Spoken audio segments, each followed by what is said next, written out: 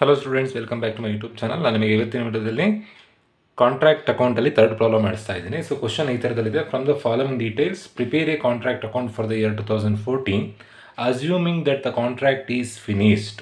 It is very important. Question ಅಲ್ಲಿ ಕೊಟ್ಟಿದ್ದಾರೆ contract finish ಆಗಿದೆ ಅಂತ ಅಸ್ಯೂಮ್ ಮಾಡ್ಕೊಡಿ ಅಂತ ಕೊಟ್ಟಿದ್ದಾರೆ. ಸೊ ಯಾವಾಗ ಕಾಂಟ್ರಾಕ್ಟ್ ಫಿನಿಶ್ಡ್ ಆಗಿರುತ್ತೋ ಅವಾಗ ಮಾತ್ರ ನೀವು ಕಾಂಟ್ರಾಕ್ಟ್ ಪ್ರೈಸನ್ನು ಬರೀಬೇಕಾಗತ್ತೆ. ನೋಡಿ ಕ್ವಶನಲ್ಲಿ ಕಾಂಟ್ರಾಕ್ಟ್ ಪ್ರೈಸ್ 5 lakh ಕೊಟ್ಟಿದ್ದಾರೆ.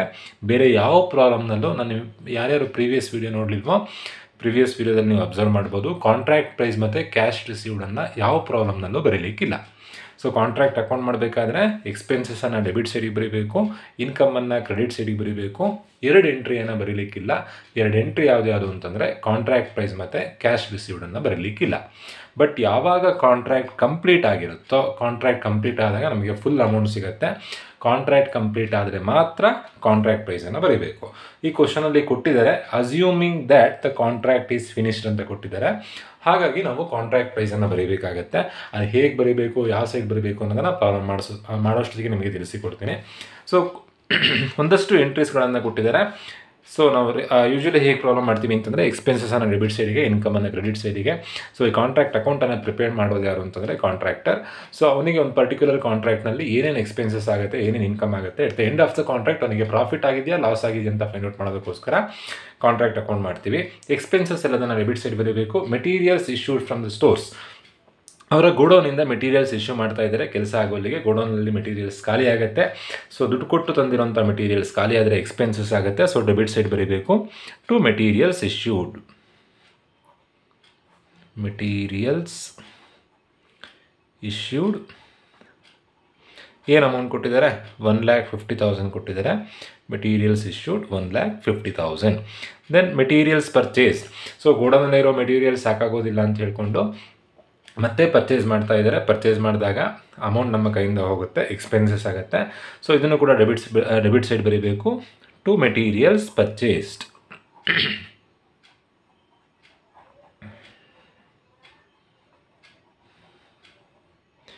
ಏನು ಅಮೌಂಟ್ ಇದೆ ಮೆಟೀರಿಯಲ್ಸ್ ಪರ್ಚೇಸ್ಡ್, 1,20,000 ಇದೆ.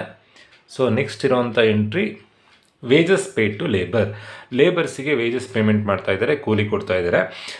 ಯೂಶ್ವಲಿ ಯಾವುದೋ ಒಂದು ಬಿಲ್ಡಿಂಗ್ ಕಟ್ಟಬೇಕು ಅಂತಂದರೆ ಮೆಟೀರಿಯಲ್ಸ್ ಬೇಕಾಗುತ್ತೆ. ಅದನ್ನು ಲೇಬರ್ಸ್ ಬೇಕಾಗ್ತಾರೆ. ಲೇಬರ್ಸಿಗೆ ಪೇಮೆಂಟ್ ಮಾಡಬೇಕು. ಪೇಮೆಂಟ್ ಮಾಡಿದಾಗ ಕಾಂಟ್ರಾಕ್ಟರಿಗೆ ಎಕ್ಸ್ಪೆನ್ಸಸ್ ಆಗುತ್ತೆ. ಸೊ ನೆಕ್ಸ್ಟ್ ಇರೋವಂಥ ಎಂಟ್ರಿ ಟು ವೇಜಸ್ ಪೇಯ್ಡ್, ಇದು ಎಕ್ಸ್ಪೆನ್ಸಸ್, ಹಾಗಾಗಿ ಡೆಬಿಟ್ ಸೈಡ್ ಬರೀಬೇಕು. ವೇಜಸ್ ಪೇಯ್ಡ್ ಏನು ಅಮೌಂಟ್ ಇದೆ, 1,80,000. ದೆನ್ ನೆಕ್ಸ್ಟ್ ಇರೋವಂಥ ಎಂಟ್ರಿ ಪ್ಲ್ಯಾಂಟ್ ಇನ್ಸ್ಟಾಲ್ಡ್. ಯಾವುದೇ ಕೆಲಸ ಆಗಬೇಕು ಅಂತಂದರೆ ಮೆಷಿನ್ಸ್ ಕೂಡ ಬೇಕಾಗುತ್ತೆ. ಸೊ ಮೆಷಿನನ್ನು ಪರ್ಚೇಸ್ ಮಾಡ್ತಾ ಇದ್ದಾರೆ, ಪರ್ಚೇಸ್ ಮಾಡಿ ಇನ್ಸ್ಟಾಲ್ ಮಾಡ್ತಾ ಇದ್ದಾರೆ. ಪ್ಲ್ಯಾಂಟ್ ಇನ್ಸ್ಟಾಲ್ಡ್ ಅಮೌಂಟ್ ಏನಿದೆ ಅಂತಂದರೆ 20,000. ಸೊ ನೆಕ್ಸ್ಟ್ ಇರೋವಂಥ ಎಂಟ್ರಿ ಡೈರೆಕ್ಟ್ ಎಕ್ಸ್ಪೆನ್ಸಸ್. ಕೆಲವೊಂದು ಡೈರೆಕ್ಟಾಗಿ ಖರ್ಚು ಬರುತ್ತೆ.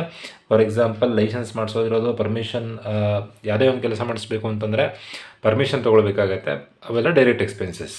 ಸೊ ಡೈರೆಕ್ಟ್ ಎಕ್ಸ್ಪೆನ್ಸಸ್ ಏನಿದೆ, ಡೈರೆಕ್ಟ್ ಎಕ್ಸ್ಪೆನ್ಸಸ್ 45,000. ದೆನ್ ನೆಕ್ಸ್ಟ್ ಇರೋವಂಥ entry architect fees.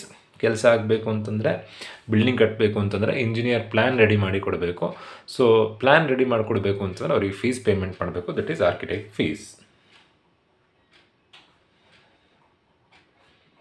Architect fees ಇರೋವಂಥ amount 5,000. Next indirect expenses. So ಏನಕ್ಕೆ ಎಲ್ಲದನ್ನು ಡೆಬಿಟ್ ಸೈಡ್ ಬರೀತಿದ್ದೀವಿ ಅಂತಂದರೆ ಅವೆಲ್ಲದು ಎಕ್ಸ್ಪೆನ್ಸಸ್, ಹಾಗಾಗಿ ಡೆಬಿಟ್ ಸೈಡ್ ಬರೀಬೇಕು. Indirect expenses 30,000. Next materials return to stores. Materials ಉಳಿದಿದೆ. ಸೊ ಉಳಿದಿರೋಂಥ ಮೆಟೀರಿಯಲ್ಸನ್ನು ವಾಪಸ್ ಕಳಿಸ್ತಾ ಇದ್ದಾರೆ. ಸೊ ಅದು ನಮಗೆ ಇನ್ಕಮ್ ಆಗುತ್ತೆ. ಸೊ ಕ್ರೆಡಿಟ್ ಸೈಡ್ ಬರೀಬೇಕು. By materials return.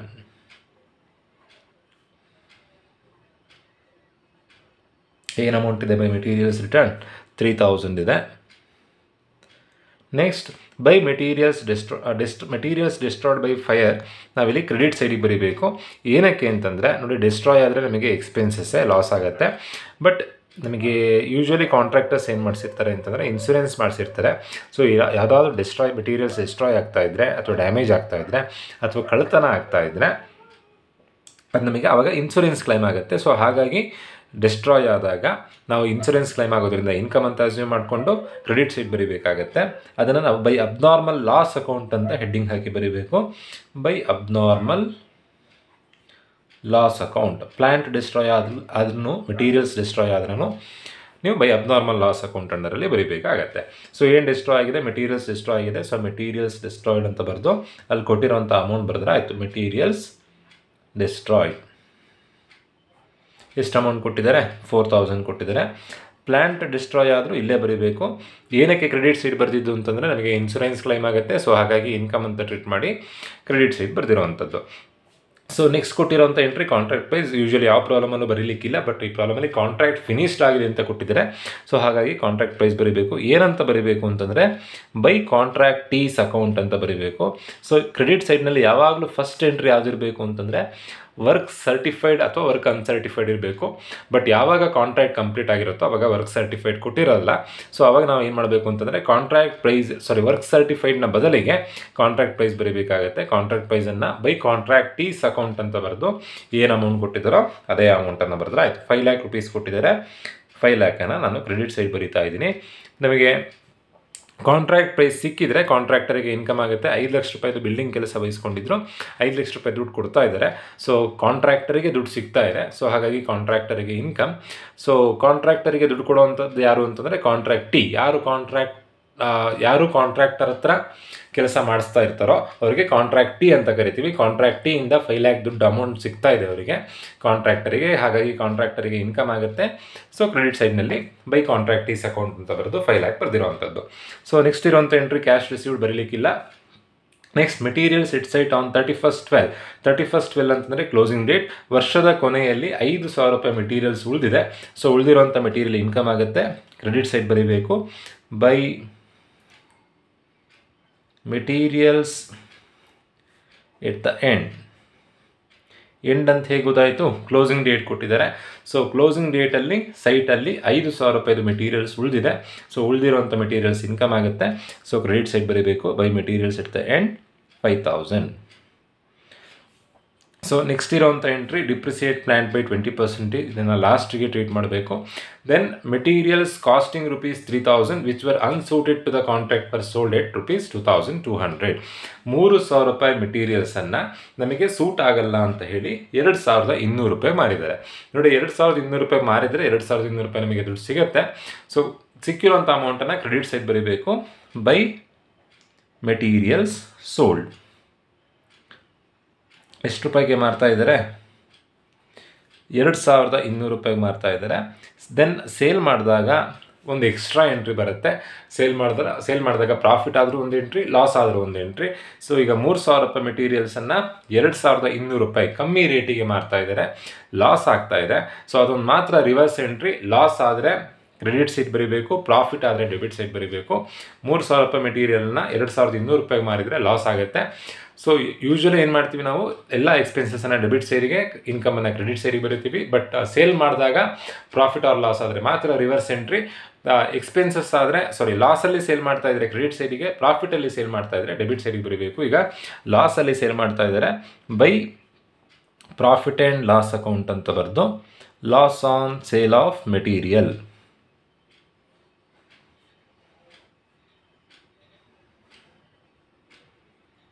ಎಷ್ಟು ರೂಪಾಯಿ ಲಾಸ್ ಆಗಿದೆ? 3,000 ರೂಪಾಯಿ ಮೆಟೀರಿಯಲ್ನ 2,200 ರೂಪಾಯಿ ಮಾರಿದರೆ 800 ರೂಪಾಯಿ ಲಾಸ್ ಆಗುತ್ತೆ. ಅದನ್ನು ನಾವಿಲ್ಲಿ by profit and loss account ಅಂತ ಬರೀಬೇಕಾಗತ್ತೆ. ಸೊ ಎಲ್ಲ ಎಂಟ್ರಿ ಬರೆದಾಯಿತು. ಲಾಸ್ಟಿಗೆ ಒಂದು ಎಂಟ್ರಿ ಯಾವುದು ಅಂತಂದರೆ ಪ್ಲ್ಯಾಂಟ್ ಎಟ್ ದ ಎಂಡ್. ಕ್ವಶನಲ್ಲಿ ಪ್ಲ್ಯಾಂಟ್ ಎಟ್ ದ ಎಂಡ್ ಕೊಟ್ಟಿರಲ್ಲ, ನೀವೇ ಫೈಂಡ್ ಔಟ್ ಮಾಡಬೇಕು. Plant at the end find out ಮಾಡೋದು ಹೇಗೆ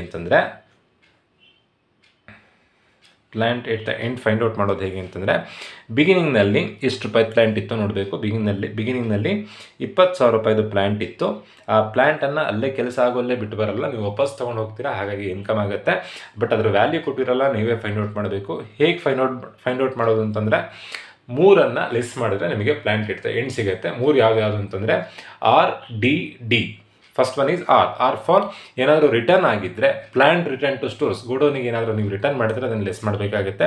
ಬಟ್ ಎಲ್ಲೂ ಕೂಡ ಪ್ಲ್ಯಾಂಟ್ ರಿಟರ್ನ್ ಬಗ್ಗೆ ಕ್ವಶನಲ್ಲಿ ಇನ್ಫಾರ್ಮೇಷನ್ ಕೊಡಲಿಲ್ಲ. ನೀವು ಸೊಲ್ಯೂಷನಲ್ಲಿ ಎಲ್ಲೂ ಪ್ಲಾಂಟ್ ರಿಟರ್ನ್ ಟು ಸ್ಟೋರ್ಸ್ ಬರ್ದಿಲ್ಲ. ಬಟ್ ಮೆಟೀರಿಯಲ್ಸ್ ರಿಟರ್ನ್ ಬರ್ದಿದ್ದೀರಾ, ಪ್ಲಾಂಟ್ ರಿಟರ್ನ್ ಟು ಸ್ಟೋರ್ಸ್ ಬರ್ದಿಲ್ಲ. ಸೊ ಆರ್ ಬರಲ್ಲ. Then R D D D for destroy. Plant ಯಾವುದೇ ಥರ ಪ್ಲಾಂಟ್ ಡೆಸ್ಟ್ರಾಯ್ ಆಗಿಲ್ಲ, ಡೆಸ್ಟ್ರಾಯ್ ಆಗಿದ್ರೆ ಲೆಸ್ ಮಾಡಬೇಕಿತ್ತು. Last one is D for depreciation.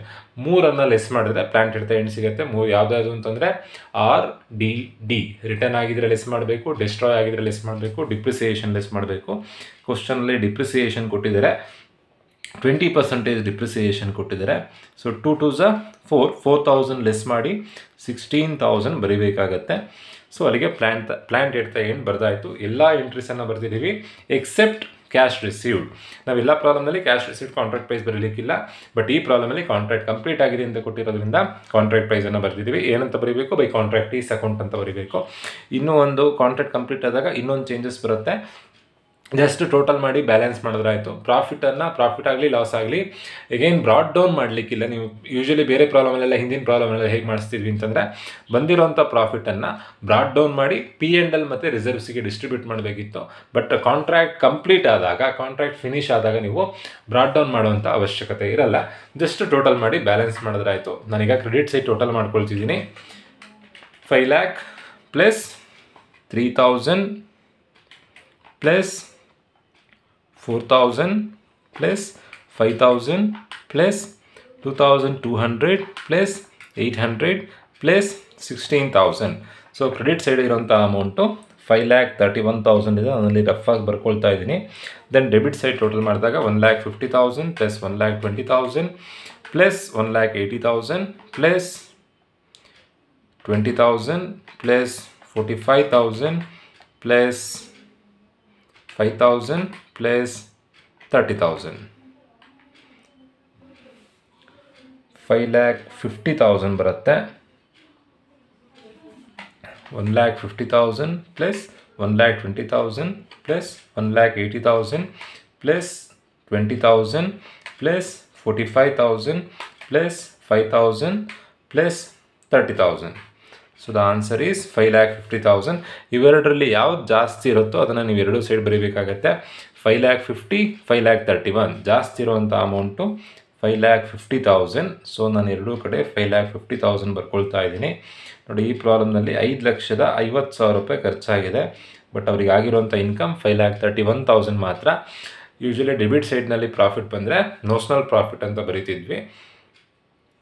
But contract complete ಆದಾಗ ನೋಷನಲ್ ಪ್ರಾಫಿಟ್ ಅಂತ ಬರೀಲಿಕ್ಕಿಲ್ಲ.